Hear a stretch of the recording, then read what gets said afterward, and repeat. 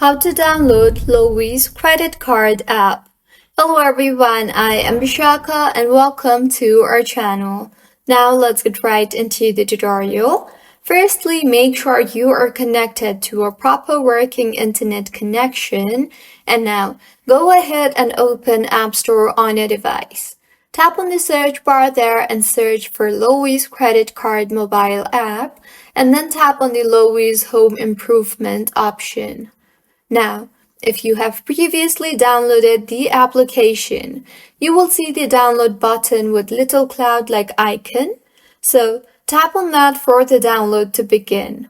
And if you have not downloaded the application previously, you will see the Get button.